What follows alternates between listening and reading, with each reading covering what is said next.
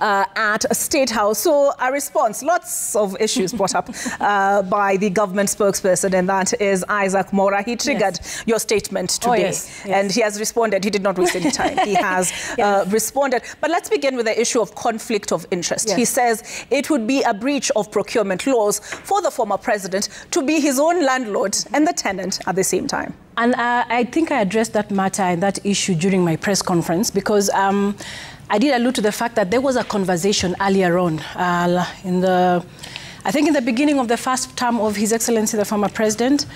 I didn't get quite the dates, but there was a conversation that happened between the Attorney General's office and the office and State House. And it was also concerning a beneficiary of this particular act. And the question was, the person had wanted their office domiciled in a family building. And the conversation went back and forth. Was this the CDF office case that I can't recall the exact one? Okay, no. Just has to do. So when the conversation happened back and forth, which included also the Ministry of Housing, it was concluded by the Attorney General that there was no conflict of interest. Okay? It is this particular thing that informed the former president that it was okay for him to have the office suitable for him wherever he was, wherever he chose to be. So it is not intentional in trying to create a conflict of interest. It was an agreement. It is something that had been passed, and the records are there, by the way. But it may not be illegal, but is it ethical? This is... it has happened. Okay, you know, I think... is a former head of state who, when he was in office, did speak out, you know, very vocally about the question of conflict of interest. That's very true. I do agree that he did speak about conflict of interest. But, Olive, I want you to also understand that part of the enactment of the Retirement Benefits Act also comes with the goodwill of the government of the day. Okay? Right from the time when the late President Moi was when he retired, you do know that he was also having his office and his home as one. That has not, no one has touched on that yet. I can't verify whether he was being exactly, rent or and that's not. what I'm saying. No, that's what I'm saying. It's important for us to go back and find out what has been happening with the other beneficiaries. Somehow, for some funny reason, the onslaught is right now because it's the former President Uhuru Kenyatta. Okay? So I think it's very clear. It's very important. So you read political motives behind it? I'll just say no comment on that one. I don't want to read anything political. All we stand for and all we ask for as an office is that the rule of law should carry the day. But what is so disagreeable about the Nyari office? It's not his suitable choice of office. That's what the Act stipulates. It's not his suitable choice of office. That's exactly what happened. And you see, even the office in Nyari was not selected by government. It was not. It was selected by the former late President Mwai Kibaki and his team. So at this particular point in time, when they made the decision to buy the particular office, it was because it was Mwai Kibaki, the late Mwai Kibaki's selection, suitable for him, as stipulated in the Act. But let me ask why is it that he cannot have his own suitable office? Let me ask you this. The position, as I understand it from Isaac Mora, is this is the office designated. No. Official office designated for former presidents. No. And is it not akin to somebody taking office as president and saying State House is not suitable for them, or the deputy president saying the current residence is not suitable for them? Olive, the office in Nyari was selected by the late President Mwai Kibaki and his team. And that is how the government procured it. The government didn't go around looking for a house and decided this is what we are going to buy. It was for the late President Mwai Kibaki. Let's be very clear on that. If the government is making up its mind that they don't want to acknowledge the office where the former president is working from, let them come out clearly and say, we do not recognize the office.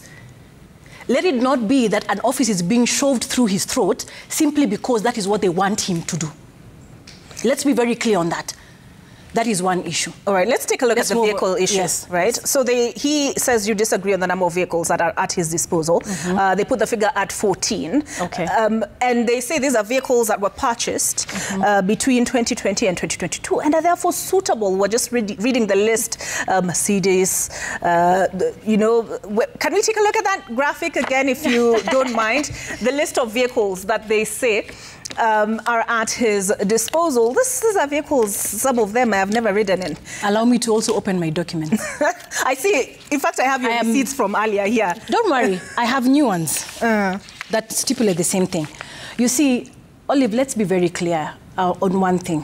And I want to begin, as I make as we have our conversation, I want the office of the third retired president's position to be known clearly. We are not here to do banter back and forth. We want the truth to be told, okay? We want the truth to come out as is. The vehicles that His Excellency has currently were the ones that he drove off Kasarani after the inauguration. There was a conversation that began between the office of the third retired president and State House, and there's evidence of that conversation. When that conversation was happening, did they not remember that the cars were suitable? Did they not remember that the cars were suitable? There was a discussion down to the pricing. Is there a record of this conversation? Yes. Thank you very much. That's what I wanted you to ask. Here is a record. Down to the total cost that State House provided. So this is an internal memo to the Finance Department. It's the Finance Department at State House. From the mechanical. Yes, at State Department. Yes. Let's see, signed by Julius Gikonyo. And I see here official vehicles for the third retired president. Total cost for the Range Rover Vogue that was referenced in the statement. I see here the unit price is in dollars is 360,000 at an exchange rate of 137 Kenya shillings to the dollar. It comes to at this time about 49.4 million. Mercedes-Benz comes to about 58.4 million. Cost of Toyota. So this conversation, this memo is for your advice on way forward or concurrence for approval for one option dated, let me see this, 18th. This is 18th May 2023. Exactly. When was 2023? A year ago. Exactly. Soon after. Let's see. The Private Secretary, Office of the Third Retired President, Official Vehicles, reference. So this is who? J.G. Makumi for Controller of State House. Thank you very much. So when that conversation began, was that conversation done out of... Can I keep this? No. Oh yeah, you can. It's a copy. You can. I thought it was my original. Yes. So basically, it really begs the question. When that conversation was happening, then was it just for the sake of formality? Because we went down to choose until the color. The cars that are stipulated, the kind of cars. So when they say that the cars that he has are new cars, what are we talking about? But if they've come back and said these cars are suitable. Now that they've said that, are they acceptable? The cars are in good use. I'm not going to say that they're not in good condition. However, like the armored car that they're talking about has been sitting on it was unserviceable. It had not been serviced and maintained for a period of time. That it was recently taken to Toyota Kenya by the former president's driver. And he actually has in his possession the bill for that car because State House refused to maintain it and refused to pay for the service. That particular armored car. I have the evidence of that as well. So we are not talking about things just hearsay, Olive Barris. What I want, in fact, what I would have actually requested the government spokesperson was to provide evidence. When I did my statement today, we gave evidence of things that had happened.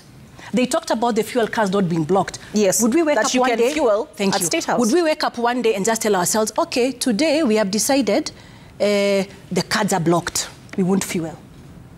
We don't know. We are not mad. It could have been a change of policy. Change of policy from where? That they didn't have information? Because his argument, even with the budget, is that the accounting officer is the State House controller, who is under no obligation to check with you what he submits for appropriations and defense in Parliament. So why was the budget being allocated? You know, a budget plan and a budget is being allocated, there is always a procurement plan. Where does a procurement plan come from? From a government department. We are a government department. We are an office, which means we write what our needs are. That is one, for there to be a government allocation. And once the government has allocated the money or the Treasury has allocated the money, we now request, according to our procurement plan, what we need for money to be provided. Okay, that is one. Secondly, if there was going to be communication that he did not need to consult us or to tell us when cards can fuel and when cannot fuel, it only needs an official communication. Where is the official communication? But on the issue of appropriations, because you've talked about absorbing about, what, 28 million Roughly 28 million in the last 2 financial years. Were you speaking as a whistleblower? Speaking as in a sense? No. Because you're saying you have not absorbed the monies, so were you asking the question, where did the money go? Yes. That's the question that the office wants to know. And most interestingly, if you look at that budget, they only talked about what? Saying that they've maintained and they finance. I have evidence here of all the fuel queries. Actually, it's a claim that was written to State House. So what claim are we making? Of what? Fuel that is being fueled to the cars? There are receipts right behind there, paid by the office of the retired third president, that were not paid by State House. Are we talking about ghost cars? But it could have been a case of you just did not want to go and fuel at State House.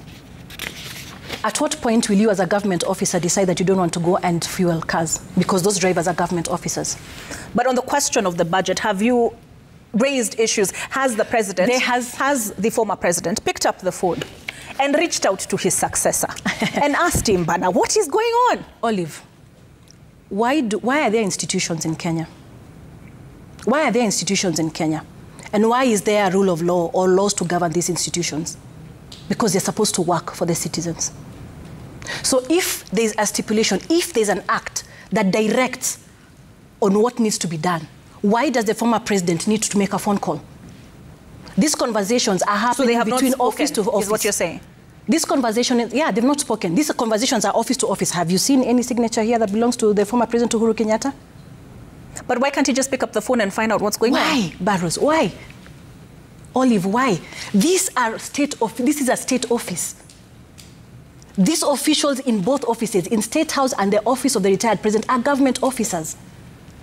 They have been governed by laws in those offices to communicate and effect whatever they are required to effect. So at what point are we asking about the boss calling? At what point, honestly, in all honesty? But wouldn't it have been easier for him to do that than for you to call for a press briefing?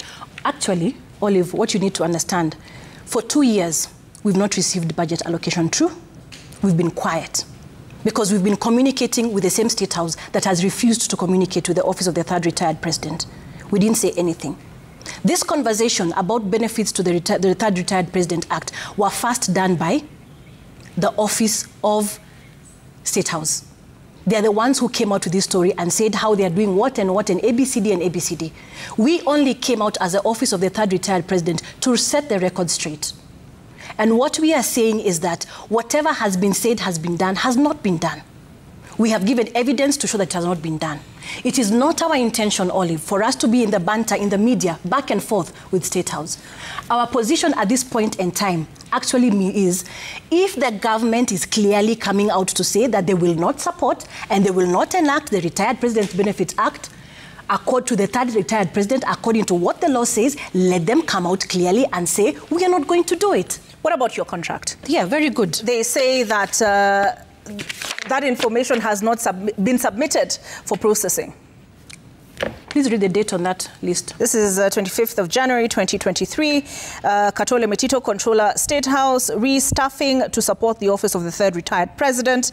And I see here, we would like to present the request of His Excellency President Uhuru Kenyatta for the following individuals. So this is Ambassador Macharia Kamau, Kanze Dena, George Kariuki, and the list goes on. Did you just call my name? Sorry, did I? Did you just call my name? I did. Oh, okay. Okay. Just wanted to know that you called my name. But you know, you could have submitted, but perhaps it was not received. Wow. Surprise, surprise.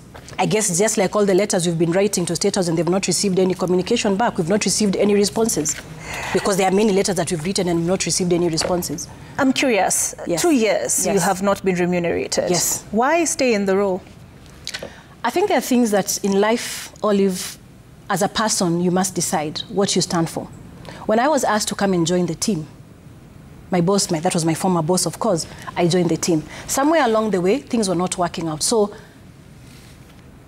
what is the best choice to do in terms of character? Jump off the ship or sail with the ship and sail through the storm?